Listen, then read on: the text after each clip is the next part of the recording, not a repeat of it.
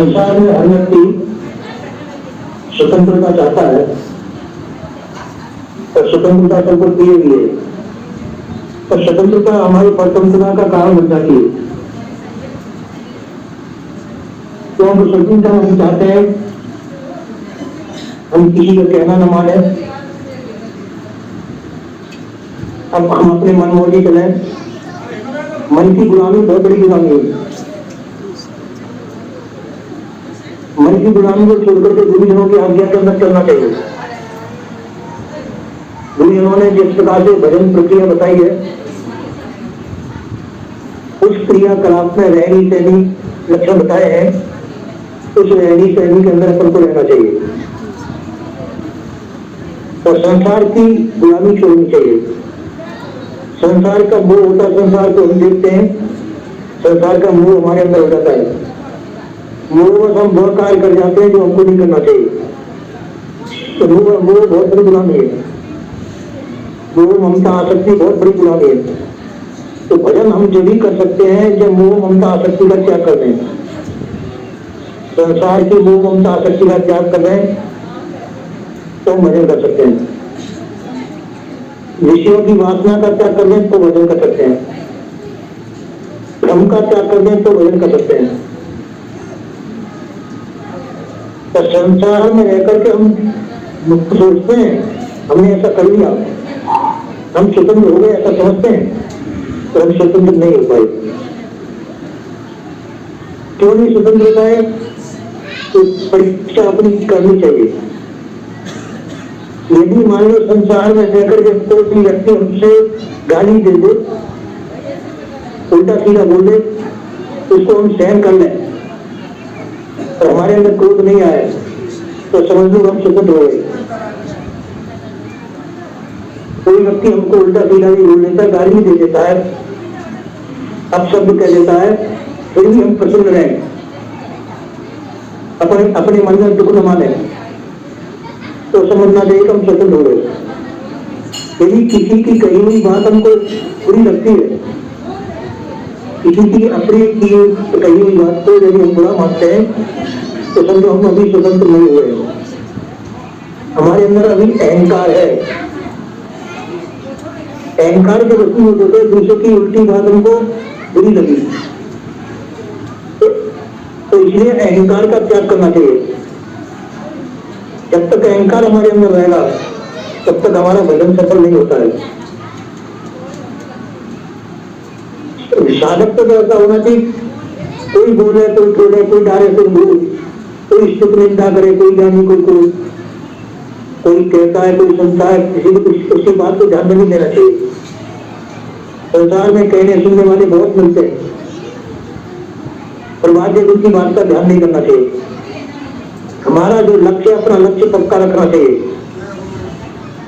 अपना लक्ष्य साधन करना, और साधन हम जब भी कर सकते हैं तो संसार से उपराम हो जाए, संसार से उपराम हो जाए, संसार में मोह हमारा नहीं रहे, संसार की वासना हमारे अंदर न रहे, और संसार में हम भ्रमित न हो, तो भजन कर सकते हैं। तो इसके लिए हमको अपनी परीक्षा रोज करनी चाहिए, रोज अपना निरीक्षण करना चाहिए। हमारे अंदर कहीं से अहंकार विरोध तो नहीं कर रहा है, इसी में हमारी तारीफ करनी, तो दूसरों की तारीफ सुनने से भी हमारे अंदर अहंकार का प्रवेश हो जाता है। दूसरा व्यक्ति यदि हमारी तारीफ भी करता है तो तारीफ को सुनकर के हम भटक जाते हैं। हम समझ बैठते हैं कि हम पैसे हो गए। जब वो तारीफ करने में तो उसकी तारीफ ठीक ही हो रही है, वो गुण हमारे शरीर के अंदर है। अपने अंदर तो अहंकार बढ़ेगा उसको सुन करके, अपनी तारीफ सुननी नहीं चाहिए। कोई अपनी तारीफ करता हो तो भाई रोक देना चाहिए उसे, तो भाई और कोई दूसरी बात हो, सत्संग की बात हो, जो तुम तारीफ कर रहे हो हम इस काबिल नहीं है, इस प्रकार से अपनी तारीफ नहीं सुनना चाहिए। जो साधक अपनी तारीफ सुनता है तो ऊपर नहीं बढ़ पाता है, तो भजन नहीं कर पाता है। तो तारीफ करेगा वो हमारे गुण लक्षणों की करेगा, शरीर की करेगा, तो दो लक्षण तो शरीर के हैं, अपने नहीं है। हम शरीर के लक्षणों को अपने अंदर मान लेते हैं तो मिथ्याभिमान है। तो इसलिए इन चीजों को अपनी तारीफ नहीं सुनना चाहिए। अपनी कोई तारीफ करता हो, चापलूसी करता हो तो बच्चों को नहीं सुनना चाहिए। अपना निरीक्षण करना चाहिए कि मेरे अंदर कोई कमी तो नहीं है, कहीं मेरे अंदर कोई अहंकार तो नहीं दबा हुआ है। अगर ऐसी बात है तो उसको निकालने की कोशिश करनी चाहिए। हमारे अंदर किसी न किसी प्रकार का कोई अहंकार अगर है तो उसको ज्ञान के द्वारा, विवेक के द्वारा निकाल देना चाहिए। और ये अगर अपने निश्चल निष्कपट होकर के अपने भजन में ध्यान देना चाहिए। जो व्यक्ति निश्चल निष्कपट होकर अपने भजन पर ध्यान देता है उसका भजन शुद्ध होता है। और यदि हमारे अंदर थोड़ी बहुत भी कोई हुआ अहंकार तो हमारे भजन को शुद्ध नहीं होने देगा। तो भजन को अपने लक्ष्य पर पहुंचाने के लिए हमको सभी प्रकार से अहंकार का त्याग करना चाहिए, अपना निरीक्षण करते रहना चाहिए। किसी न किसी प्रकार से हमारे अंदर कोई अहम भावना तो नहीं है, किसी प्रकार के संसार की कोई लालसा तो नहीं है। संसार की लालसा अपने अंदर नहीं रखनी चाहिए, संसार की कोई इच्छा तो नहीं है। उन चीजों को समर्पण कर सके। तुम कह सकते हो कि संसार की चीजों को जरूरत पड़ती है, खाने पीने की और चीजें, आवश्यकता होती है, पहनने की, उड़ने की। ये तो हमारा प्रारंभ, शरीर का प्रारंभ शरीर के साथ में मौजूद है।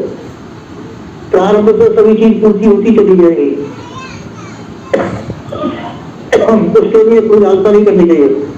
शरीर है, शरीर के साथ में प्रारंभ है और प्रारंभ के अनुसार सबकी पूर्ति होगी तो उसकी लालसा नहीं करनी चाहिए, किसी प्रकार की इच्छा नहीं करनी चाहिए। सभी प्रकार की इच्छा, वासना, चाहना व त्याग करके, ब्रह्मभूत धोखे को त्याग करके हमको निष्कपट होकर के अपना साधन भजन करते रहना चाहिए। और साधन भजन में हमारा पूरा चित्त लगना चाहिए। तो जहाँ साधन भजन में हमारा चित्त लगेगा, हमारा साधन सफल होगा, हम अपने कल्याण स्थिति को प्राप्त होंगे। वही सब साधनों का वो मुख्य लक्ष्य होता है, वैसा कर लेना चाहिए। बोलिए श्री सद्गुरुदेव।